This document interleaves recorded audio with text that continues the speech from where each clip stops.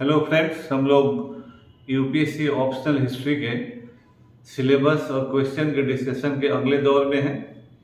अभी हम लोग UPSC mains history, ancient history के टॉपिक नंबर 8 को डिस्कस करने जा रहे हैं। टॉपिक नंबर 8 जैसा आप देख रहे हैं, पोस्ट मौर्यन पीरियड है। पोस्ट मौर्यन पीरियड जो समय है वो भारतीय इतिहास का बहुत ही महत्वपूर्ण समय है। हमारे पारंपरिक इतिहास में इसे डार्क एज भी कहा गया है और बहुत सारी अन्य विचारधाराएं इसमें प्रचलित थी। और आर.एस. शर्मा ने अपनी किताब में इसी पीरियड में लिखे गए पुराणों के आधार पर जो कंसेप्ट ऑफ कलियुग है उसकी अवधारणा को भी लिखने का प्रयास किया है, क्योंकि जिन पुराणों की रचना इस पीरियड में हुई है उन्हीं पुराणों में कलियुग की अवधारणा है।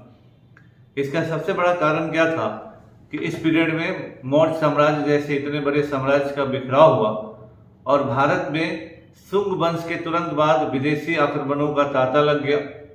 इंडो ग्रीक आक्रमण हुए, शक आक्रमण हुए, कुषाण आक्रमण हुए और पार्थियन आक्रमण हुए। और जो नॉर्थ इंडिया का इतिहास एक लंबे समय तक विदेशी शासकों के अधीन चला गया।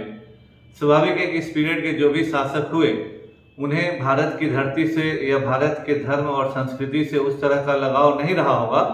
हालांकि बाद में सभी ब्राह्मणिकल ऑर्डर के हिस्सा बने, लेकिन वो जो इंटीमेसी भारत में जन्मे लोगों की हो सकती थी, that was not case with the foreign people, whether they were Indo Greeks और द शक और the Kushan. They were the three foreigners dominated south India, north India. तो संभवतः इसी कारण ब्राह्मणिकल स्रोतों में इसको कलियुग कहा गया है, जब ऑर्डर नहीं हो, कंप्लीट डिसऑर्डर हो, लॉलेसनेस हो, लेकिन it was from the Brahmanical point of view. लेकिन आगे चलकर जब इतिहास में शोध हुआ और भी नई जानकारियां उपलब्ध हुई हैं, उसके आधार पर आज के समय में कहा जाता है कि नहीं, यह डार्क एज नहीं है, क्योंकि कुषाणों के समय silk route was being controlled by the Kushanas and there was a great deal of influx of gold into India।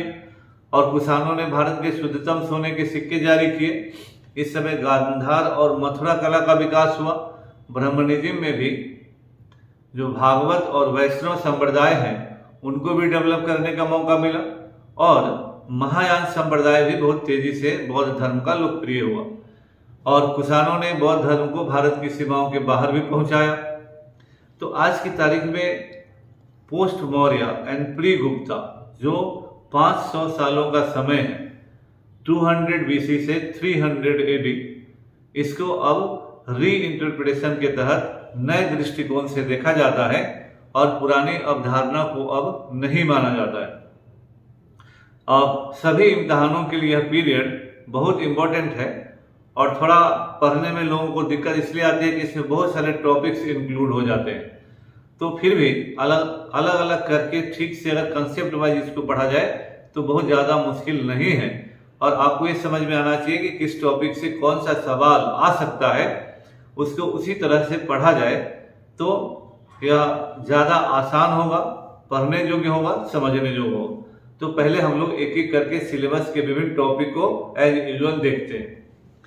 पहला जो पीरियड है वो विदेशी आक्रमण का है। ये समय है ना, ये विदेशी आक्रमण है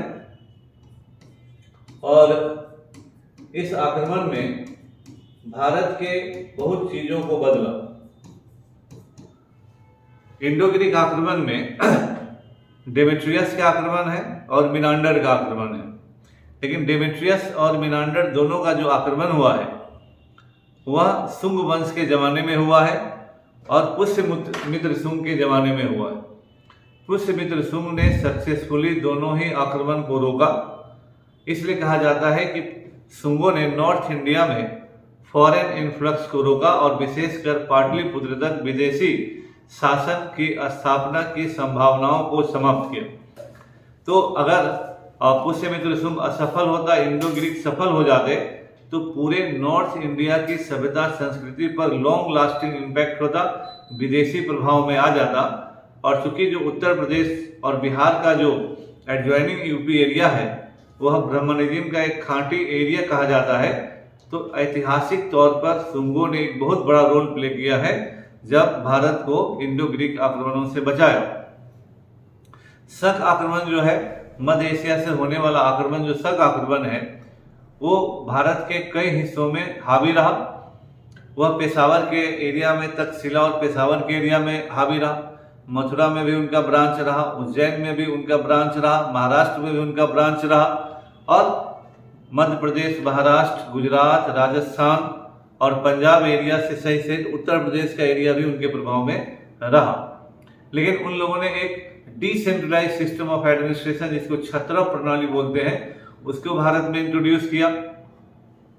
लेकिन कुषाण हो या शक हो, इंडो ग्रीक हो, शक हो, जो भी भारत में आए वो यही होकर रह गए और आगे चलकर इन्हें ब्राह्मण धर्म के विभिन्न जातियों में असेमिलेट कर लिया। इसीलिए एक टॉपिक इसमें आगे आएगा, असेमिलेशन ऑफ फॉरेनर्स। तो जो समाहित करने की क्षमता है ब्राह्मण धर्म की, वो जो पॉजिटिव रोल प्ले करता है इतिहास में, वो यहाँ पर देखने को मिलता है। तो शकों में रुद्र दमन इंपॉर्टेंट होता है, और इस पीरियड में जो इन लोगों ने शासन प्रणाली में चेंजेस लाए या जो चीज इंट्रोड्यूस किया, न्यू एलिमेंट्स भारतीय राजनीति में, प्रशासन में, उसको देखा जाता है, तो उससे एक सवाल बनता है। इसके बाद जो कुषाण है, भारत में कुषाण सबसे पावरफुल फॉरेनर्स हुए और पाटलिपुत्र तक आक्रमण किया। यहाँ से लेके अफगानिस्तान में चीन की सीमा तक इन्होंने टच किया। इन्होंने सिल्क ट्रेड को कंट्रोल किया। इनके समय सबसे ज्यादा सोना का आगत भारत में हुआ होगा, तभी इन लोगों ने शुद्धतम सोने के सिक्के जारी किए। पूरे भारत के इतिहास में प्योरेस्ट गोल्ड कॉइन जारी करने का श्रेय इन्हीं लोगों को जाता है। इसके अलावा कॉन्टेक्ट विद आउटसाइड वर्ल्ड, इसी में होता है कि हाँ, कुषाणों के जमाने में, इन लोगों के जमाने में बाहर के व्यापार संपर्क इन लोगों का बढ़ा, कल्चरल संपर्क बढ़ा, और कुषाणों ने बौद्ध धर्म को भारत के बाहर या इसको इंटरनेशनल रिलीजन बनाने का श्रेय कुषाणों को दिया जाता है। और इसी समय गांधार और मथुरा कला का विकास होता है, जो विभिन्न इम्तहानों में सवाल आते रहता है। यह जीएस मेंस के भी पेपर 1 में आता है, ऑप्शनल में भी इससे सवाल आता है। इस पीरियड में इसीलिए कहा जाता है कि अर्बन सेंटर जो है, ग्रोथ ऑफ अर्बन सेंटर, ये जो पोस्ट मॉडर्न पीरियड में विशेषकर नॉर्थ वेस्ट फ्रंटियर में बहुत सारे शहरों का विकास होता है, क्योंकि बाहरी संपर्क के कारण ट्रेड बढ़ता है। इसीलिए जब नॉर्थ वेस्ट इंडिया का इतिहास का स्रोत ज़्यादा मिला, तो कलयुग का जो कॉन्सेप्ट है उसको नकारा गया, या डार्क एज का जो कॉन्सेप्ट है उसको नकारा गया, क्योंकि भले उत्तरी भारत के भीतरी इलाकों में अराजकता रही, शासन का अभाव रहा, मुश्किल रहा, लेकिन जैसे जैसे हम नॉर्थ वेस्ट फ्रंटियर में जाते हैं, ट्रेड प्रॉस्पेरिटी ज़्यादा देखने को मिली है, तो अर्बन सेंटर्स का विकास हुआ। तो जिस पीरियड में अर्बन सेंटर का विकास हो, जिस पीरियड में इंटरनेशनल ट्रेड बहुत अच्छा हो, भारत में सोने के सिक्के शुद्धतम जारी किए जा रहे हों, उसको डार्क एज कहना मुश्किल है, बेकार है। इसीलिए इस समय की जो इकोनॉमी है वो बहुत अर्बनाइज्ड इकोनॉमी होती है, ट्रेड बेस्ड इकोनॉमी होती है। भारत के इंटीरियर में सामंतवाद के एलिमेंट्स आते हैं, क्योंकि सातवाहन जब इस समय आएंगे तो लैंड ग्रांट की शुरुआत होगी, लेकिन नॉर्थ वेस्ट फ्रंटियर में ऐसा नहीं है। इसके अलावा इस समय क्वाइनेज का बहुत वैल्यू, 200 ईस्वी पूर्व से 300 ईस्वी पूर्व के इतिहास के पॉलिटिकल हिस्ट्री के क्रमिक इतिहास का जानकारी सिक्कों से मिलता है। भारत के इतिहास में इंडो ग्रीक संभवतः पहले राजवंश हैं जिन लोगों ने राजाओं के नाम और उनके समय अवधि के अनुसार सिक्के जारी किए। इसीलिए अगर कभी भी कोई सवाल आता है तो यह बात निश्चित है कि सिक्कों के आधार पर अगर या सिक्के इतिहास के निर्धारण के लिए सबसे इम्पोर्टेंट है, तो यह पोस्ट मॉडर्न पीरियड के लिए इम्पोर्टेंट है। इसलिए इतिहास के सोर्सेज के तौर पर सिक्का का महत्व 200 ईस्वी पूर्व से 300 ईस्वी सन के बीच के इतिहास के लिए सर्वाधिक है। इसलिए क्वाइंस पर भी इस पीरियड में सवाल आता ही आता है। इस पीरियड में रिलीजन का डेवलपमेंट जो हम अभी बता रहे हैं आपको, कनिष्क ने चतुर्थ बौद्ध संगति का आयोजन करके बौद्ध धर्म के अंदर आए हुए विवादों को समाप्त करने का प्रयास किया। और इसी के समय से हीनयान और महायान दो शब्द जो है प्रचलित होते हैं। बौद्धों में महायान कल्ट बहुत ज़्यादा प्रभावित हुआ। महायान कल्ट ब्राह्मण धर्म से प्रभावित कल्ट होता है और वैष्णव और भागवत तो हैं। इसके अलावा सोशल कंडीशन जो है, इस समय से ही कास्ट का प्रोलिफरेशन होता है। विदेशी मतलब जितनी भी जातियां हैं या नए क्षेत्रों में ब्राह्मण धर्म का विस्तार होता है, तो जहाँ जहाँ भी ब्राह्मण धर्म जाता है वहाँ की लोगों को, जनता को ब्राह्मण धर्म के अंतर्गत असेमिलेट करता है। तो इस समय तेजी से जाति की संख्या बढ़ती है। हालांकि छूत अछूत का कंसेप्ट भी तेजी से बढ़ रहा होता है। आर्ट, आर्किटेक्चर, कल्चर के बारे में हमने बताया कि इस पीरियड में मथुरा कला और गांधार कला, दक्षिण भारत में नागार्जुन कोंडा, ये सब कला के बेहतरीन उदाहरण के तौर पर आते हैं। इस समय ही अजंता एलोरा में शुरुआत होता है, हालांकि वो गुप्त काल में ज़्यादा क्लाइमेक्स पर पहुंचेगा। इस समय हमारे यहाँ शुंग काल में संस्कृत भाषा का रिवाइवल होता है और शुंग काल को ब्राह्मणिज्म के लिए मतलब सेकेंड टेक ऑफ स्टेज कहा जाता है। इसी समय मनुस्मृति है। इसी समय पातंजलि का महाभाष्य लिखा जाता है। रुद्रदमन का जूनागढ़ अभिलेख संस्कृत भाषा में जारी किया गया भारत का पहला अभिलेख होता है। तो एक तरह ब्राह्मणिज्म का भी रिवाइवल होता है, लैंग्वेज के रूप में, लिटरेचर के तौर पर, कल्चरल तौर पर, रिलीजियस तौर पर। ब्राह्मण धर्म के सामने बौद्ध धर्म भी अपने को रिवाइव करने का प्रयास करता है। महायान कल्ट का डेवलपमेंट होता है और कला के संदर्भ में हम लोगों ने पढ़ा है। तो ये इस पीरियड का जो सिलेबस है कई हिस्सों में बटा है। आप इसको शुंग वंश के संदर्भ में देख सकते हैं कि हाँ, शुंग पर टिप्पणी आने की संभावना होती है। इंडो ग्रीक, शक, कुषाण, इस सभी पर आपको 150 से 250 शब्दों में आने का संभावना है। Coins as a source of history for this period, उसमें भी दोनों तरह का 150 से 250 शब्दों का सवाल आ सकता है। गांधार कला है, मथुरा कला है, वो भी सवाल का पोटेंशियल है। सोशल प्रोलिफरेशन ऑफ कास्ट, वो भी है। महायान, भागवत, वैष्णव, इस सभी पर सवाल आ सकते हैं। तो आपको उतना अपने आप को डेवलप करना है जिससे कि आप 150 से 250 शब्दों में आंसर दे सके। इस पीरियड के बहुत सारे जो स्थल हैं वो क्वेश्चन नंबर 1 के लिए भी साइट लोकेशन में आता है, तो उसको भी आपको देखना है। ये जो व्यापार का ट्रेड रूट है, इसे हमको थोड़ा समझते रहना है कि इस पीरियड में कहां से कैसे किस तरह से व्यापार होता है, व्यापार के पॉइंट्स कहाँ हैं, कहाँ कहाँ बंदरगाह है, कहाँ से क्या व्यापार होता है।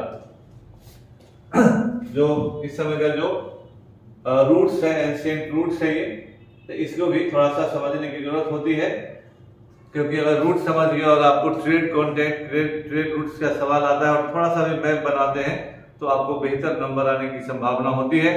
और 10 सवाल में भी आपको एक एक नंबर भी बेहतर आ गया, ज्यादा आ गया मैप वगैरह बनाने से, तो आप बहुत आगे निकल जाते हैं। ये सिल्क रूट को समझने की जरूरत होती है। इस पीरियड से सिल्क रूट पर सवाल आता ही आता है और अभी चाइना के द्वारा सिल्क रूट को रिवाइव किया जा रहा है, तो ये समझे रहिएगा। तो करंट अफेयर्स में भी काम करेगा और अगर वहां टिप्पणी आया तो वहां भी काम करेगा। तो इस रूट को बढ़िया से समझने की जरूरत है, पढ़ने की जरूरत है।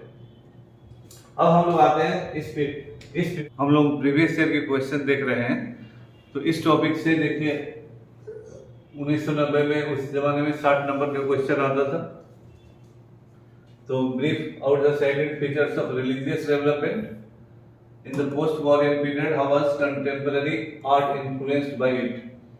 तो उस समय के धार्मिक विकास और कला के विकास दोनों का इसमें समावेश करना है। Write a short essay on origin, chronology, characteristic and geographical spread of Gandhara art. तो 20 नंबर का क्वेश्चन है। इस तरह के सवाल का संभावना अभी भी बना रहेगा। Right a brief essay on Buddhist writing in Sanskrit in the post Mauryan period. इस पीरियड में बुद्धिस्ट बौद्धों ने भी ब्राह्मणों से प्रभावित होकर संस्कृत भाषा का फॉलो किया, उसमें किताबें लिखी गई। और यही प्रोबेबली जो बौद्ध धर्म पहले ब्राह्मण धर्म के मूल उन चीज़ों से अलग था, सिंपल था, उसने भी एलिटिज्म को अपनाया और उस समय के लिए संस्कृत भाषा का वही दर्जा है जो आज के समय में अंग्रेजी का दर्जा है। तो बुद्धिस्टों को भी लगा कि अब हम लोग बड़े लोग हो गए हैं तो हम लोगों को भी विद्वानों की भाषा संस्कृत भाषा का इस्तेमाल करना चाहिए, तो आम आदमी से दूर हो गए। इसी तरह the centuries between 200 BC and 300 AD consumed the landmark in the socio-religious history of India. Analyze the proposition। ये 60 नंबर का क्वेश्चन है। तो इसमें सामाजिक और धार्मिक इतिहास को देखना है कि किस तरह से धर्म में परिवर्तन हुआ, यानी ब्राह्मण धर्म में, बौद्ध धर्म में और विदेशी लोगों पर इस समय प्रभाव है, और किस तरह से सामाजिक परिवर्तन भी इस जमाने में होता रहा।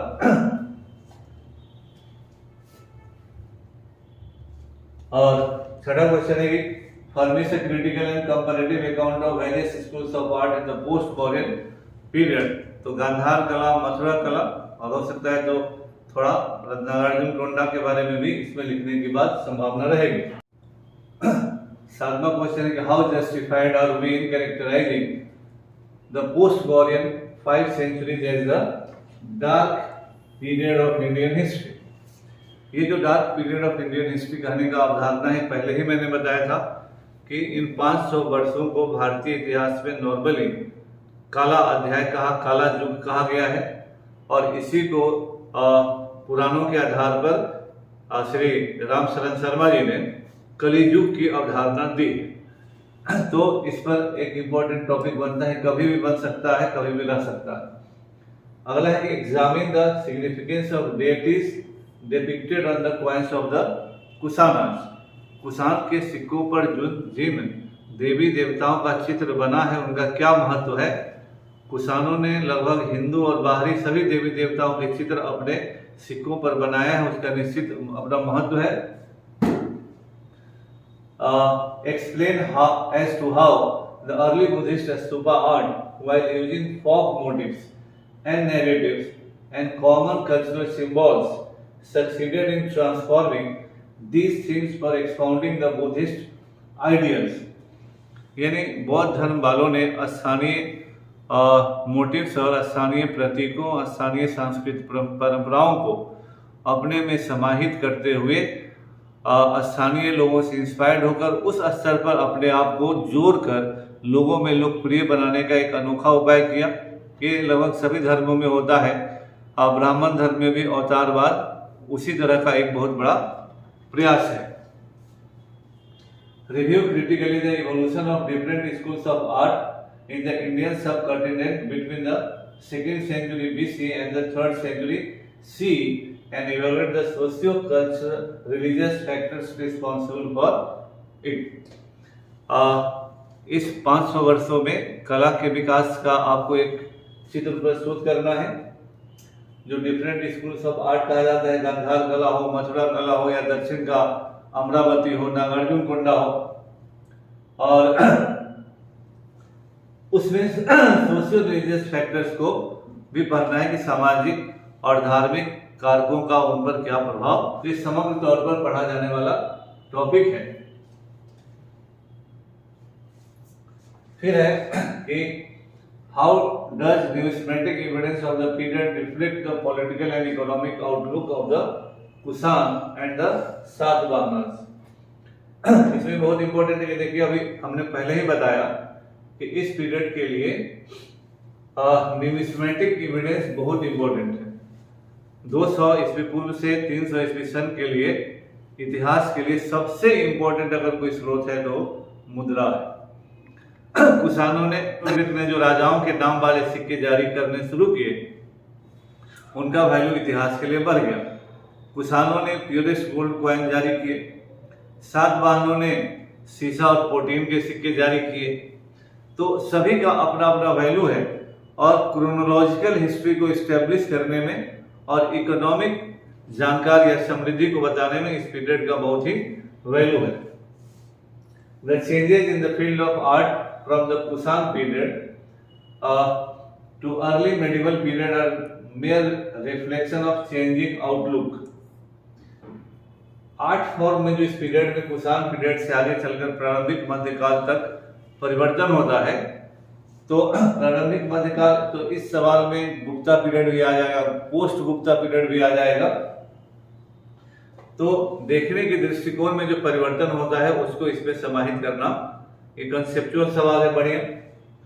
The period of Indian history from 3rd century BC to 5th century was the period of innovation, interaction. How will you react? नए नए चीज, इनोवेशन को सर्वथा नवीन चीज करने को इनोवेशन कहा जाता है। इंटरेक्शन मतलब का जो एक दूसरे से संपर्क का जो समय है। इस पीरियड में विदेशी संस्कृतियों से भारत की संस्कृति का इंटरेक्शन होता है। एक मिक्स्ड कल्चर, कंपोजिट कल्चर का विकास होता है। गांधार कला इसका सबसे बढ़िया उदाहरण है। जब इंडो ग्रीक हेलेनिस्टिक कला भारतीय कला से इंटरेक्ट करती है और मिक्स्ड कल्चर का डेवलपमेंट होता है। हालांकि मथुरा कला ओरिजिनल इंडियन कला है, लेकिन इस पीरियड में नॉर्थ वेस्ट फ्रंटियर में जो सांस्कृतिक और सामाजिक परिवर्तन होते हैं वो फ्लेक्सिबिलिटी वाला परिवर्तन होता है और सभी चीज़ों को स्वीकार करने की एक प्रवृत्ति आ जाती है। हालांकि यही प्रवृत्ति एक बहुत बड़ा फैक्टर माना जाता है कि जो दूसरे धर्मों में बाद में चलकर कन्वर्शन हुआ, ये बहुत बड़ा फैक्टर माना जाता है कि cosmopolitan nature of the north west frontier. What was the impact of trans regional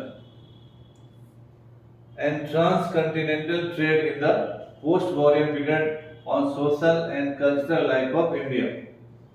अंतर क्षेत्रीय, अंतरराष्ट्रीय, इस पीरियड में दोनों ही तरह के व्यापार का विकास होता है। भारत के अंदर भी विकास होता है ट्रेड का, और सिल्क रूट जैसे बार बार हम कह रहे हैं, इस पीरियड में कुषाणों के बाहरी व्यापारिक संपर्क को बहुत अच्छे से पढ़ने की जरूरत है। ट्रेड रूट को समझने की जरूरत है, किन किन चीजों का व्यापार होता था, आयात किन चीजों का, निर्यात किन चीजों का, इसका एक लिस्ट बना के ठीक से पढ़ लेने पर इस सवाल का आप आंसर दे सकते हैं।